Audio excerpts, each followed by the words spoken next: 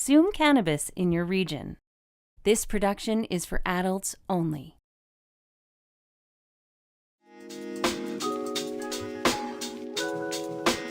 Have you seen the Slash? Made by users for users. Engineered for flavor. One of the coolest features around. A built-in loading tool. Learn more at www.stonesmiths.ca.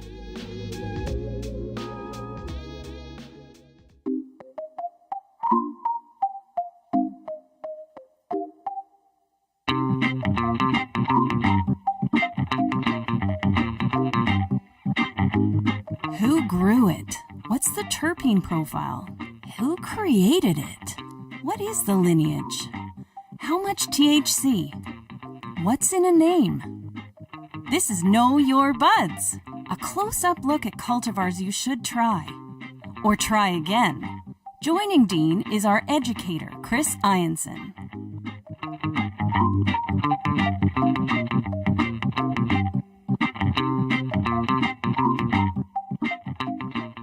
Once again, very happy to be joined by my good friend Chris Ianson, Regional Manager with Plant Life Canada. It's been a couple of weeks since we've chatted, so great to chat with you again, Chris, and great to see you. You're up in Fort McMurray right now with the Plant Life family. Yeah, Dino, that's right. I am. I'm up here. We're doing a POS change in some stores here, and I'm meeting some of the team too. So it's been an awesome trip. I haven't been up here for quite a few years. And really, I guess, interesting, also devastating to see all the fires, all the trees kind of along the way, and the damage that happened from that. I didn't get the chance to see it up close. So, but yeah, very cool to be here. The teams here are great. We've got 2 stores in Fort McMurray, and they're both awesome. Awesome. That is outstanding. And I love that you're getting to see so much of our province with your new job. And hopefully very soon we'll be able to do these in person once again. Hopefully we can get things a handle on things with COVID-19 and get back in studio. But until then, we'll take you on the road as you're heading out. And today we are talking about something called Lemon Berry. It is a 60-40 sativa hybrid, and it is from the brand, the LP Ness. So I'm always loving the backstories behind the different brands or the different cultivars or the names. I think this one has a good one as well. But tell us about the parent company of Ness. Yeah, for sure, Dean. So the parent company of Ness is Bizam, and that's the parent company. And they were started in 2019 out of BC. They're a privately owned company. They've got just one single investor. That's it. So you can't get stocks on Ness right now. And he's the single investor. He believes in medicinal cannabis. And after doing some research and kind of looking into things online, I tracked down it's Kuwaiti billionaire Bassam Al Ghanim.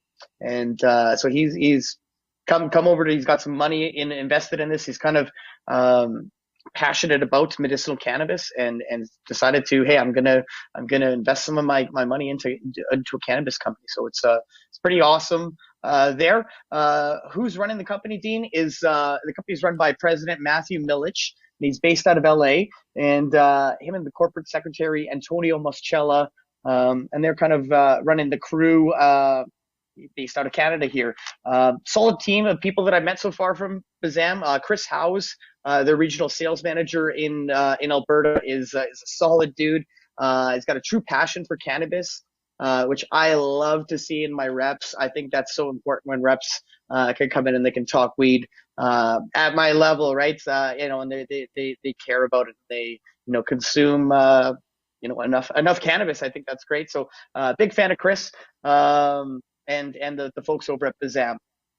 It's so wild to hear you say that there is, basically one single investor, no shareholders. I'm like, have you ever heard of no less a cannabis company, but most companies have, some sort of, big companies in this size have some sort of, so that is truly an amazing story. And I know we're going to have a really cool story about what, where their facilities are a little bit later on, but that's wild, isn't it?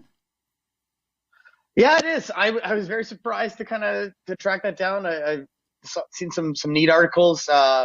I just love that, with that believes in medical cannabis thing. I'm sure he's had a moment in his life where, it affected him, where a lot of folks that way kind of change your views and perspective on cannabis by kind of seeing the effects firsthand.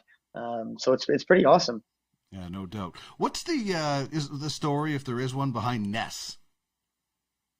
Yeah, so Ness is their recreational brand, and it's got a cool focus on what's your Ness. On the website, they kind of list, uniqueness, snazziness, happiness. It just kind of depends on where you're at in the day. I think, Dean, my Ness is stonedness.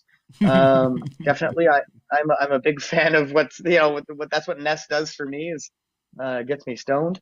Ness they offer right now here in Alberta, in the Alberta market. We've got dried flower and vapes from them, and pre-rolls are coming soon, Dino, and they're going to be doing a 10-pack of 0.42 gram joints.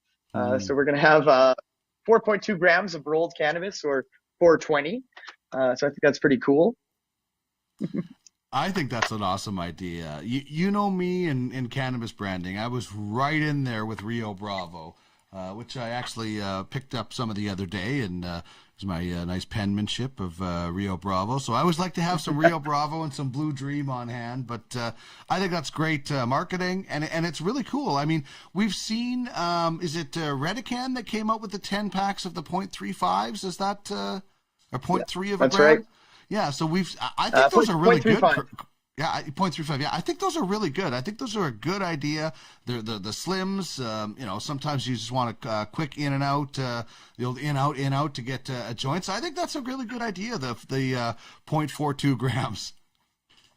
Yeah, and also very shareable too, right? You get to be like Oprah. If you're at a social function, you get a doobie, you get a doobie, you get a doobie. We'll all stay 6 feet apart. Keep things safe for the time being. So yeah, super cool. Yeah, I like that. Everybody gets their own joint, which we all need right now. So we talked a little bit about what they have going with some of the new sort of pre-rolls and vapes. But what about cultivars rather, other than what we have going today with the lemon berry, what else do they have coming down the pipe? Yeah, so super exciting cultivars coming down the pipe. There's going to be a gelato mint, a chocolate cheesecake, one called Nice Cream, and there's a treasure chest, Granddaddy Black, nut butter, sour strawberry too. So just all mouth-watering cultivar names there. Just all kinds of flavors, man. It's pretty exciting. Yeah, we're going to have to actually stop this right now. I'm going to go eat because you've made me so hungry with all those cultivar names. Man, that's... I love that. Like treasure chest, like Granddaddy Black. Like, I know you're interested in that because I know Granddaddy Perps is just one of your favorites. And I have to think with a name like that, there's got to be some GDP in there. Yeah, absolutely. I will be trying this one. That's a guarantee.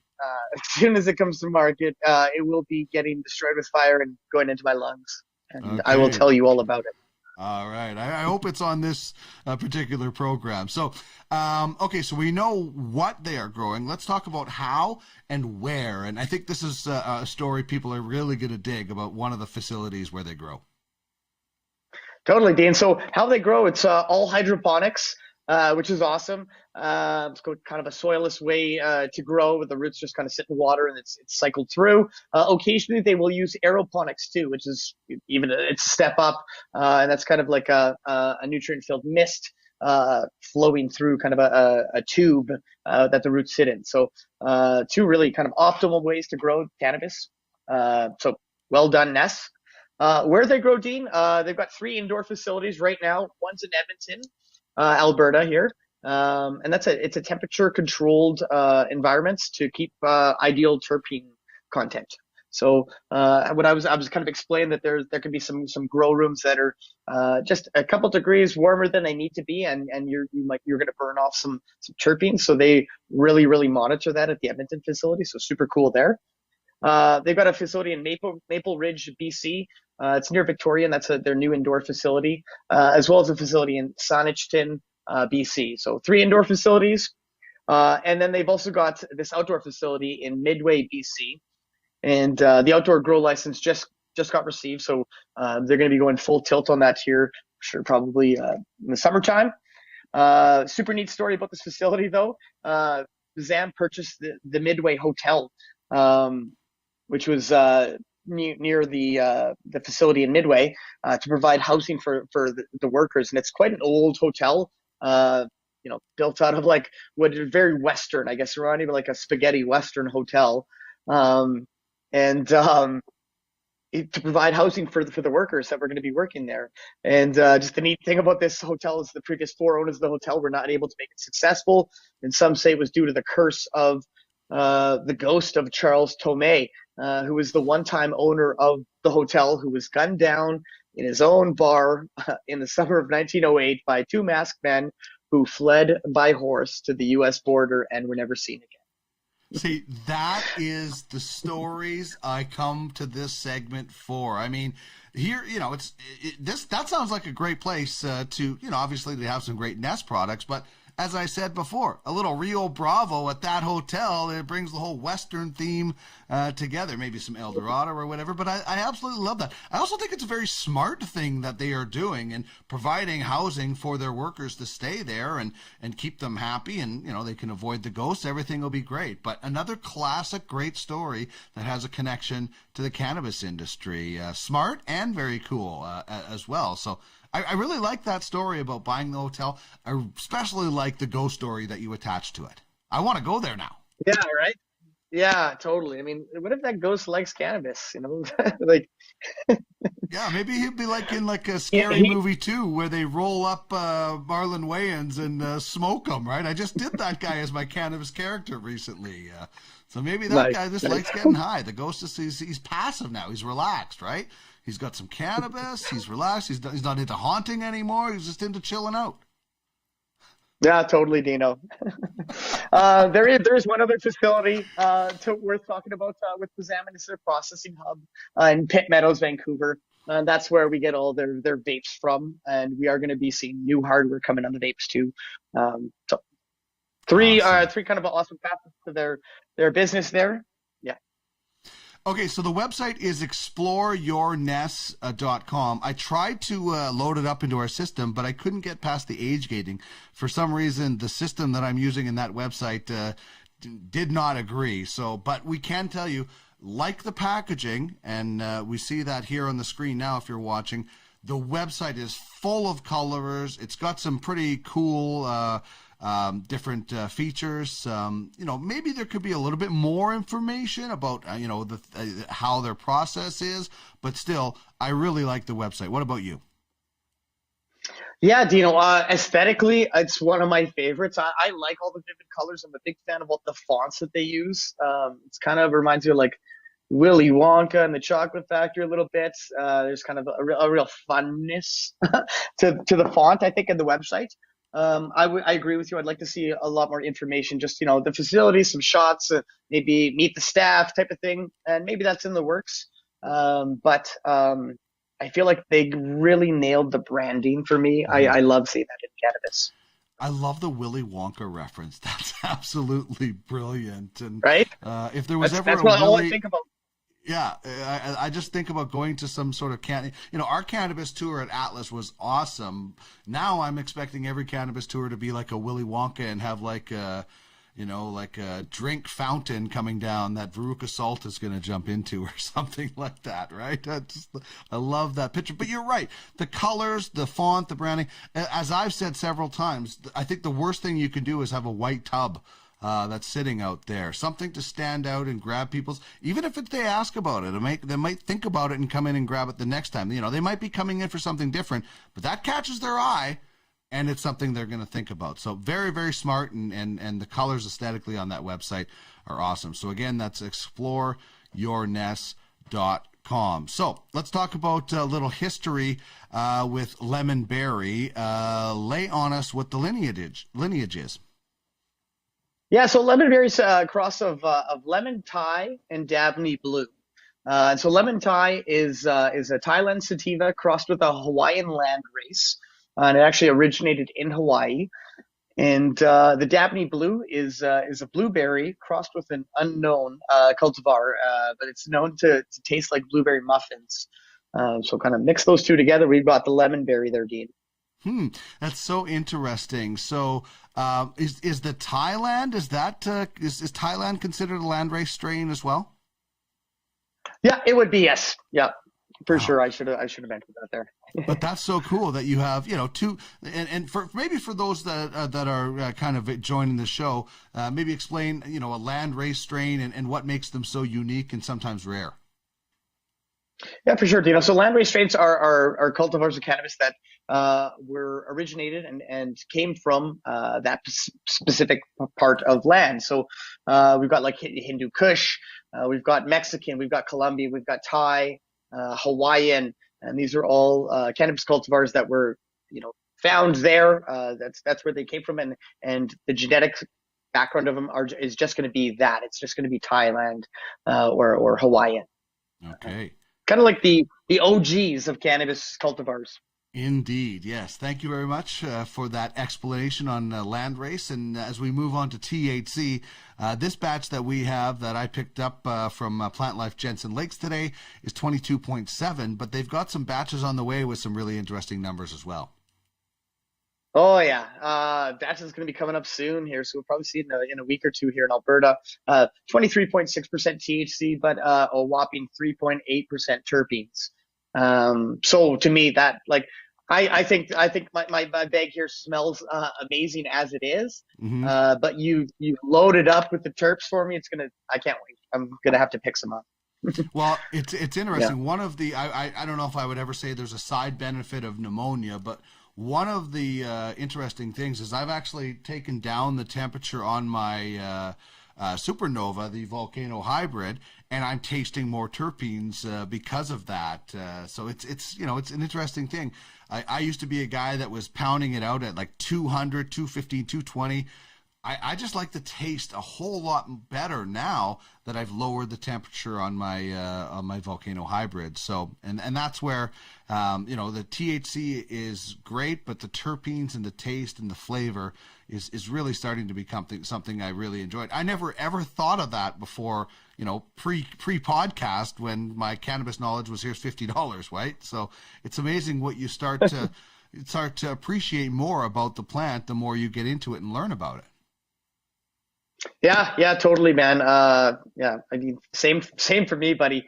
Getting into the cannabis industry and all the stuff that I've learned too. But what a big factor the entourage effect plays in the outcome of consuming cannabis. So yeah, obviously some cannabis with some higher terpene concentration is going to hit you a little bit harder. It's going to be a little bit more fun. I mean, I would go lower THC, higher terpene percentage all day, every day, instead of a whopping THC. So yeah, I'm with you on that. What's in a name with lemon berry? Yeah, so it's pretty much a genetics name there, Dino, right? We got the lemon Thai, we've got the blueberry, the Dabney Blue. So it's just a food and flavorful, just like the bud is, I think. Mm-hmm. All right, when we take a look at this, let's start with the packaging. First of all, we talked about it. It's bright, and it's a resealable pouch. It's a great size actually for 3.5 grams. It's spot on for a 3.5 in my opinion. Like it's as tight as it can be, and it's perfect. Like it doesn't take up a lot of room. You can ship it in a small case. It's great. All right, then when we open it up and we take a look at it, what are you seeing with some of these buds? And we'll get a couple of close-ups as well as we go.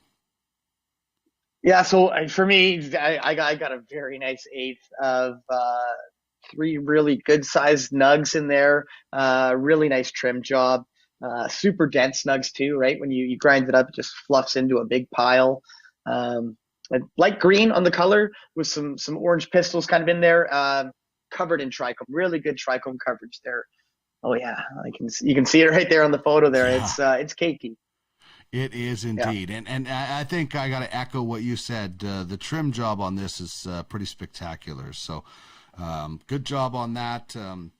The pistils really stand out, and on that close up, when you know, as you should always try to do if you're interested in cannabis, take a look at it under a light or a microscope or something like that, and you'll see things that you never knew would be on your cannabis that make it all so tasty. And speaking of that, let's get to the terpene list on this one for Lemonberry. What do you got for us for terpenes?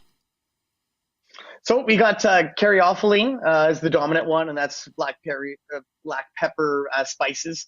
Limonene is next, and that's going to be kind of a citrus fruity flavor and aroma. And then the third terpene listed is a new one, Dean, we haven't talked about on the show yet. It's called camphene, and it's new. It's not to be confused with camphene. So there's a spelling difference. So camphene, the terpene, is with an E.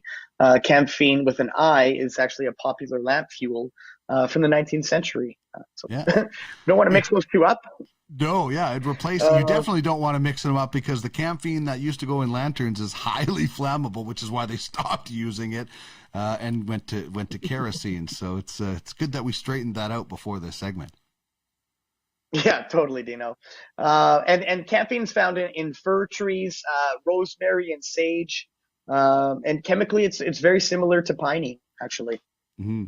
I think it's also found in citronella candles as well. If you're sitting around trying to get the insects out, from what I've read, there's some in the citronella that you'll smell. And obviously, Plant Life in every retail store is focused on recreational cannabis, but I'm going to list some of the therapeutic benefits of the terpene camphene. And that's the beautiful thing about terpenes. They don't just give you that great smell and that great taste, but you also can get some benefits, particularly something like caryophyllene. This is from Weed Maps that I pulled this off, and obviously a lot of this still needs some research, but things like athlete's foot has been shown, and some eczema for skin situations. It's an antibacterial, as one study has found, an antifungal, as I mentioned, an antioxidant.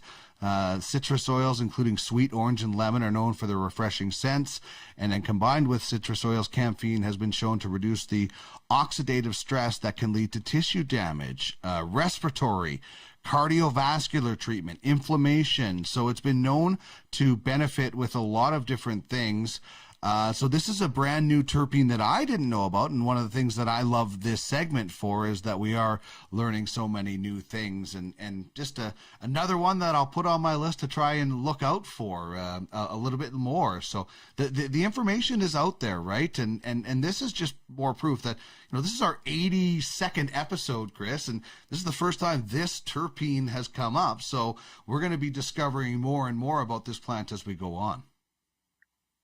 Yeah, totally, Dino. I mean, at this point, I don't even think we know how many terpenes there are, right? It's like 200 to 300 terpenes, but we're just scratching the surface here. So it's super cool to be seeing new terpenes out there, and I think that's something we're going to see more in the recreational market too, is talk about terpenes as well. Yeah. All right, so the smell, I cracked this open and I gave it to Nosy McGee right off the bat, as we like to do. That's my wife, Trish, who doesn't know anything about the cultivar. She's just a blind smell, and she was like, wow, that's a lot of pine. And I thought, oh, there's going to be pinene. And then I looked more about camphene, and that's that pungent pine, like really, really strong pine. So that's certainly what she got, along with some citrus. What do you get when you smell it?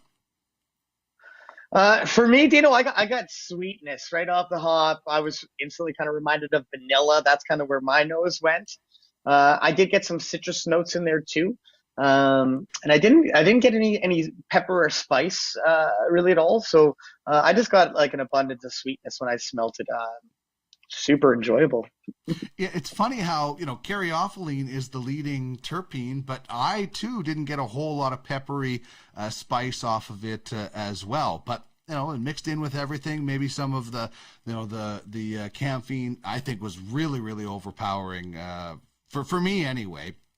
After the grind, I really, really got that pungent smell of the pine. And I think that's something that people should always do too. I like that term that you used, it fluffed up really nice after the grind. And it's strong, man. That pungent smell is really, really strong. So what about the taste? What are you getting for your taste? I'm firing up the Supernova. You can tell me about your taste, and then I'll tell you what I get. For sure. So for me, taste-wise, delicious. Right off the hop, it's super sweet and it's tasty. I get an initial sweet spice kind of off my, and I was consuming it in joints, Dean. But I get right off the hop, a sweet spice going in, and then kind of a fruitiness on the exhale. Reminded me of the blueberry, like that the blueberry was in there on the exhale. So kind of sweetness all around for me, and I found it to be very smooth too. Smoking it through a joint, just nice, easy smoke on the throat and lungs. I tell you, I got the whip going. My guy Gage at Plant Life Jensen Lakes, where I picked this up from today, he got me going on the whip. Whip it good. Whip it good, yeah, indeed. You know what I got? This might sound weird, but it tastes thicker. The vape tastes like cookies and cream, vanilla, and it just tastes a little bit thicker. I don't know if that makes any kind of sense, but that's the taste I get. I get strong vanilla in that for sure. What about your experience? What was your experience when you had this first time? For sure, it gets me going. It's a good daytime strain for me. So like initial head buzz right off the start. Lots of thoughts going on, but not too much. Whereas like I guess like green kraken for me, or the green crack, or some of these real buzzy sativas, it's a bit too much for my head, and I kind of I guess my head kind of runs away with itself. I didn't get that off the lemon berry, which is awesome for me. But it's still a nice productive strain for having some energy and being able to kind of be productive. I found I think sorry, I was just going to say right off the bat, I found it very floaty. Like I don't know if the term floaty is like official or whatever, but that's what I felt. I felt like, I felt really light. Even sometimes you think a sativa is just going to hit you hard right away, and you're going to be like drinking 10 espressos. It was just kind of a nice floaty way to get into it, and then I did a bunch of research for this, so the productive side was you definitely nailed it. Yeah. It's awesome you say the floaty thing. I totally got the floaty thing too. So it was just like, that was kind of after my initial head buzz. It kind of settled into this really relaxing, floaty body stone that just felt great. It put me in a really good mood. Yeah, I like that. All right, let's get to the 3 W's. Who, what, and when is this good for? So who would you say this would slot in for? We usually go on the level 1, which is kind of the beginner. Level 2, obviously, you're a little bit more advanced. And then level 3 is kind of the really, really experienced cannabis user. Where would you put this on that scale? So for me, it's an intermediate. It's a 2.5 there. I think it's just with it being a little bit of a sativa dominant one with a higher THC. I just think that if you're kind of just getting into the intermediate zone, it could lead to some paranoia, a lot of head activity going on there. But I think just a bit much for a new consumer on the who. What it's good for, Dean? Getting your focus on being productive. It cleaning the house. I know from experience, this one is good for cleaning the house. It's also good for making a list of all the lists you have. Just that kind of I guess that focus in the zone type of thing. I do think so. I haven't consumed this lemon berry in the summertime. It's kind of been a wintry one for me so far. I think it's going to be amazing come summertime. With some sunny weather, your toes in the grass and maybe some frisbee tossing. I think lemon berry would be great for that. And then when it's good for, Dino, is daytime use, for sure. I wouldn't recommend, puffing some of this and then trying to go to bed. I think your mind will kind of be a little active there, and you'll probably stare at the ceiling for a few hours. So, daytime, I'd say shut her down at about 8 or 9 p.m. Yeah, so this isn't the get off the night shift before you go to bed and roll one up to help you relax. Even though it's 60/40, it's still pretty active with the high THC content. So I love the productivity, though. That's something that I definitely use cannabis for a lot. So really impressed so far with the lemon berry. I love the taste. I love the new terpene that we found out. I love the backstory. It's just great. Everything about it seems to be really, really cool. So we just got about a minute left. Tell us about what's going on with your new store and our good friend Gage. Yeah, right. Real exciting news here. So we've got a new location opening up in Albany, just in the northwest side of Edmonton there.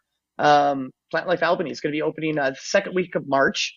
And I got to see the store a couple of days ago before I left Edmonton in its construction stage, which is super neat to see, kind of like a bare bones Plant Life. It's still got, the green on the walls, but there's still a lot of work to be done to get there, but it's super cool to see. And yeah, our friend Gage out at the St. Albert's locations there, this one will be falling under Gage's umbrella. So it's gonna be a great location there. He's already getting his staff trained up right now, and yeah, with Gage's touch on that store, I'm sure it's gonna do amazing. Yeah, I'm a big fan of him. We talk football, we talk cannabis, and I know during COVID we try to get in and out as quick as possible and things like that. But I do kind of treat my local cannabis store almost like a neighborhood pub. I've replaced alcohol with cannabis almost primarily. And during COVID, you're not going to pubs, but that's kind of my neighborhood pub. Sometimes I try to pretend I'm Norm when I walk into the Plant Life store and I try to tell a funny joke or something. But, I go there for information. I go there for, socialization, entertainment. Once COVID is over, I think, I just wish we could all socialize right now. But I kind of treat my retail store like that. And I love to get to know the bud tenders and the managers. And I've really gotten to know Gage well. So I think he's going to do a great job. He's knowledgeable. He's passionate. And I'm looking forward to that new store in Albany for sure. All right. So this has been Lemon Berry. It's a 60/40 sativa from Ness. It's delicious, a nice creamy vanilla taste, and a very new terpene that we're just learning about, caffeine. Thanks so much for this, Chris, as always, and we'll chat next week, man. Yeah, right on, Dean. Thanks for having me, buddy. Check us out and follow us on social media at the Cannabis 101 on Twitter, at the Cannabis 101 podcast on Instagram, and at the Canna 101 podcast on Facebook. You can email us at cannabis101podcast@gmail.com.